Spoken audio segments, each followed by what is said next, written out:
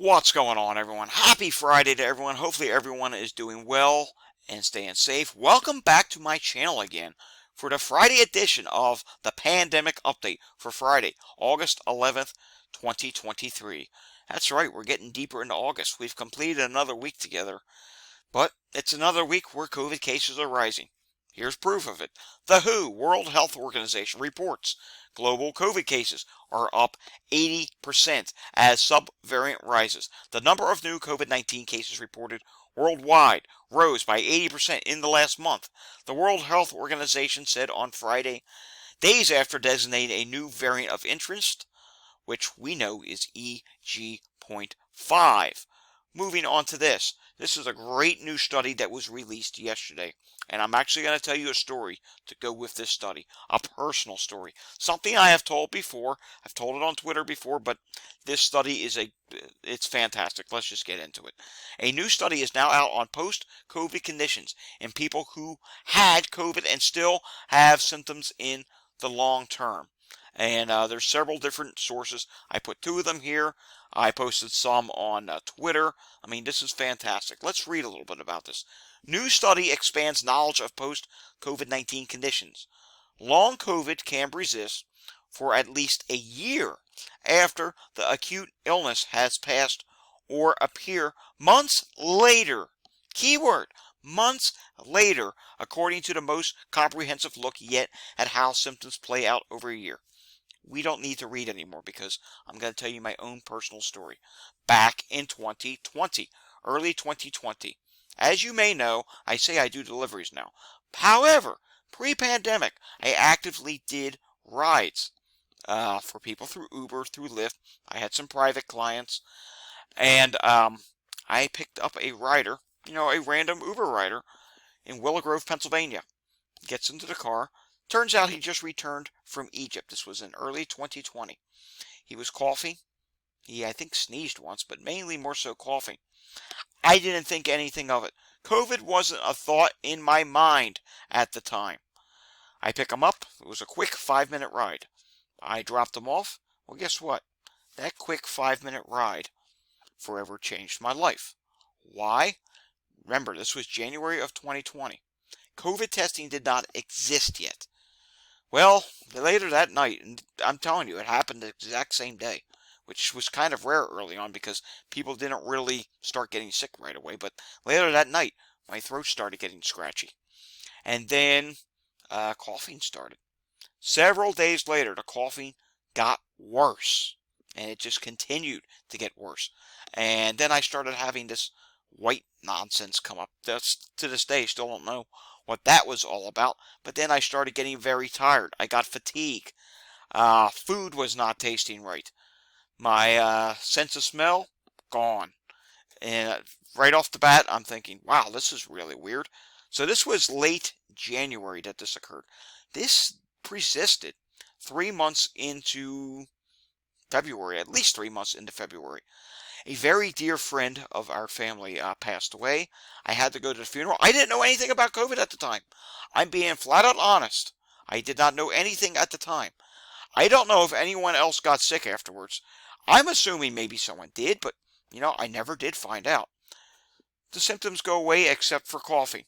March of 2020, everything starts to shut down. Coronavirus comes around. I'm not thinking anything about it. And the only thing I had remaining was coughing. Let's fast forward to spring of 2020. Then I had all these new symptoms starting. The fatigue and tiredness. It came back. What else came? Random headaches started coming. Shortness of breath. This was the big one. Shortness of breath, chest pains, and a weird pressing feeling. And of course the coughing just continued. I just flat out did not feel well. And I knew about the CARES Act, and I knew about this unemployment that was going on. I said, you know what, I just can't continue to work anymore. I have to go out on unemployment. Well, eventually, let's fast forward way further. I went to my doctor, and my doctor says, you think you may have COVID? Well, COVID didn't exist here in 2020. And here's how I started thinking that I had coronavirus. I saw the first reports about long COVID, how symptoms can linger or reappear. I'm thinking, Darn, that's exactly what happened to me, and my initial symptoms matched COVID to a T. So there you go. Anywho, let's just cut the story short. I continued with this doctor, and they said, well, no, we can order a chest x-ray, this and that. They couldn't find anything wrong. She couldn't find anything wrong, and she completely disregarded me having COVID. She said, COVID did not exist in the East. Well, hello. As we all know, March and even February of 2020, New York City just went boing, like a fireworks show, just exploded with hospitalizations and cases, even when testing was so low. We didn't have testing. And to this day, I didn't get an antibody test. I wish I did. To this day, I still wonder, was that COVID? I'm leaning 95% towards, yes, I probably had COVID. Because none of my issues happened before COVID. And the moral of the story is, I switched doctors, went back to the doctor I had as a kid. Fantastic doctor. He pointed me in the correct direction. I went to multiple specialists, diagnosed with asthma, and the next thing I'm probably going to get taken care of, I have this reoccurring issue where sometimes I'm allergic to certain food items, which I never was before. I don't know what causes this, but I feel like I get sick all of a sudden, and plus I have a GI issue. And you may notice here with the shortness of breath issue, if I'm talking for a long period of time doing these videos, I actually pause. Yeah, that's an issue I never had before COVID as well. But anyhow, that's my story. That's how I got into long COVID. And for the most part, my long COVID has improved, but at random, it will come back. A couple weeks ago, as you know, a couple of my issues did come back, and it just comes totally at random when I least expected. And the one issue I cannot seem to get rid of is shortness of breath. That's why I have these lovely things now. This inhaler I take twice daily, once in the morning, once in the evening, and then this rescue inhaler right here. Yep. So yes, post-COVID, symptoms coming back several months later. Fantastic study. If you want to read it, I tweeted it. It's on the website, datareport.info, down in the studies and papers section. Yo-Yo Ma cancels performance at Tanglewood due to contracting COVID-19. He is a fantastic celloist. I really love his work. I'm a lover of classical music, and his work is fantastic. Moving on to this. India today has 1,505 active cases, 47 new infections, and I thought I saw their deaths. Yes, 531,920 deaths, so that number stayed the same. Let's take a look at air quality. There's some minor air quality issues in the Mid-Atlantic region, but I can tell you this much. I live in the Mid-Atlantic. I can see blue sky today. There are some clouds out there. That's not because of wildfire smoke. Wildfire smoke, it still exists up in Canada, but we're not really seeing a big episode of it right now in the United States. And you can see the rest of the country is not terrible. A few minor concerns out on the West Coast. But if you're in an area where it's green and you're seeing a lot of respiratory calls for your EMS, chances are it's COVID. If you want to learn more about air quality and the weather, I have a channel for that at Climate Data Report. Have not posted anything today, probably won't. I'll get to post something tomorrow. Yesterday we did not do weather related. We did climate related. You know, the fire that's ongoing in Maui. That's a big issue, and I did an update on that yesterday. The deaths, yeah, they're now up to 53. That was as of yesterday. That total is likely higher. I haven't checked any new information for today, but yeah, at Climate Data Report. That's my channel for that down below. I try to get at least 5 videos out on that channel a week. I sometimes try for daily, especially during more active weather. Can't always do it. Alright, Walgreens. Positivity rate this week is 44.7%. Prior week was 41.3%. Difference of up 3.4%. BioBot. It's wastewater. It's rising all across the country. We did another wastewater update video earlier today, which shows several different things, including flu and all that good stuff. Mississippi wastewater. We know it's rising. And let's just look across the country here. This is from Iowa COVID-19 Tracker. This is a fantastic website which has great data. And you can see here, don't need to say any more. The chart shows it itself. Wastewater is rapidly rising across the country. And speaking of that, moving myself to the left, yeah, The number of orange sites and red sites on the CDC, they're up. 136 orange sites, 25 red sites. So the new update this week, it's up. Hospitalizations are up. Admissions are up. 9,056 COVID hospitals admissions in the past week. Look at this. All this orange here. That's substantial to moderate rises in hospital admissions. Yellow is flat, not too many of them, and there's not too many that are dropping in the green as well. All right, we're just going to only do one thing in pandemic history today. I know there's two things. It says there's two things. We're just doing one of them. The Trump administration agrees to pay $1.5 billion or $15 per dose to Moderna for 100 million doses of COVID-19 vaccine. That was August 11th of 2020. As you all know, you have to pay to get a dosage now if you don't have insurance or if your insurance won't cover it. Taking a look at the latest variants, I want to show New York first. New York, New Jersey, Puerto Rico, the Virgin Islands. FL 1.5.1 is at 20.7%. EG.5 is at 16%. That's important because we're seeing this big increase in hospitalizations in New York and New Jersey right now. And with these two variants, one of them is, they're both, how can I put this? They're both trying to compete with each other right now. And it's concerning to me that this random FL151 is in the lead right now with these hospitalizations. Everyone's focused on EG.5, rightfully so, but in this region, where FL151 is dominating, they're seeing a significant hospitalization increase across the country. EG5 is at 17.3% and FL151 is at 8.6%. New Jersey now has 301 hospitalizations, 32 people in the ICU. That number's up as well. The 301 hospitalizations is the highest number since, I believe, April 18th. Let's see, yes, April 18th they had the same exact number. And number of people on a ventilator, I can show you that as well, is at 7. And discharges, 50. That seems like a lot, but when the hospitalizations rise, the volume of patients increases, and that's why you have such a high number of discharges. Let's cross the Delaware River into Pennsylvania. 772 EMS incidents in Philadelphia yesterday. Finally below 800. That's a good thing, but 772, that's still a high number. I mean, we do have a very busy EMS call volume in Philadelphia. Montgomery County, 14 active EMS incidents right now.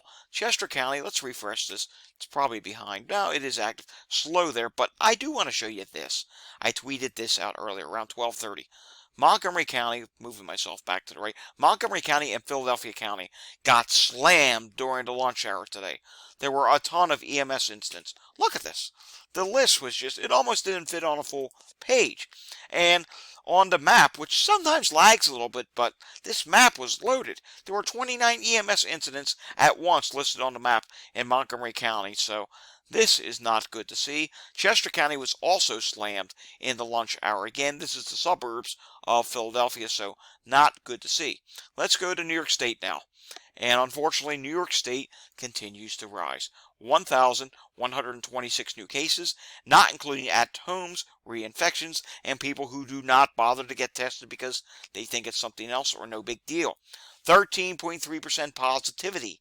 7-day average is 12.4%. And finally, in New York State, we take a look at the hospitalizations. I'm going to show you three things here. Here's the national level. Let's zoom this in so it's easier for you to see. Here's the national level. Nationally, they are now up to 841 hospitalizations, 80 people in the ICU.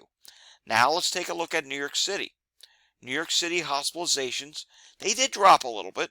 They're at 375 with 34 people in the ICU. And now let's go up to the capital region. We haven't shown this in a while. Look at the rapid rise in COVID cases or COVID hospitalizations and today people in the ICU in the capital region. 55 people are hospitalized, 8 people are in the ICU. So that is not a good trend. And let's just take a look at admissions. We'll be fair. Yeah, look at that admissions. You can see the average, 7-day average, rapidly going up. And let's go back to all regions. Look at that, rapidly going up. So that's not Good to see, my friends. Texas, 11,826 cases this week versus 9,500 last week. That's up by 2,000. We know Texas hospitalizations, they're up by 112. Alrighty, drum roll please. Let's take a look at Puerto Rico for today as I refresh this. Hopefully it updated by now. And Puerto Rico for today's update reports 896 new cases, 158 people in the hospital, and 1 new death. Alright, let's do an international update. We're not going to be reading this around the world percentage number anymore. I don't think that's accurate, and don't take every country literally, because you saw the WHO said there's an 80% increase. They're saying 45% decrease. That's obviously wrong. South Korea cases down 47%, deaths are down 44%. Romania cases up 52%. India cases up 10%. Mako up 3%. Afghanistan cases up 51%.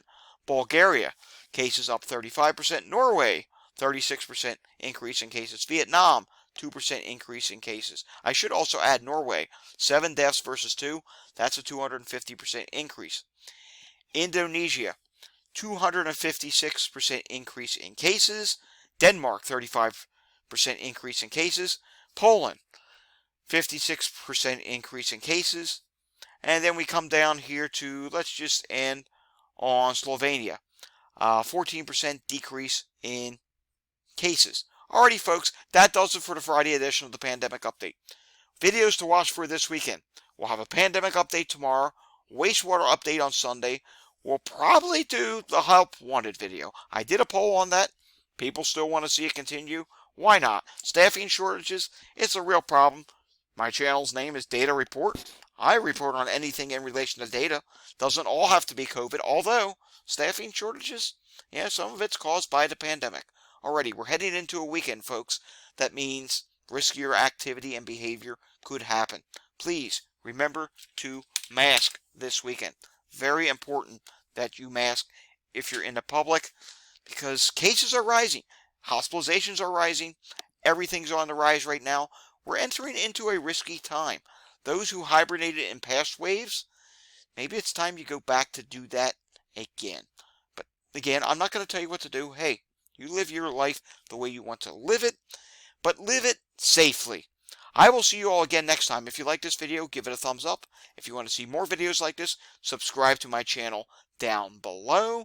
If you know anyone that needs a wake-up call about the pandemic, maybe someone doesn't know that COVID is still a thing, send them my way to see my videos. I'm sure they will appreciate it, and maybe they'll be educated a little bit that COVID is not over. I'll see you all again next time. But until I see you again next time, stay safe, everyone. Have a great weekend. See you tomorrow.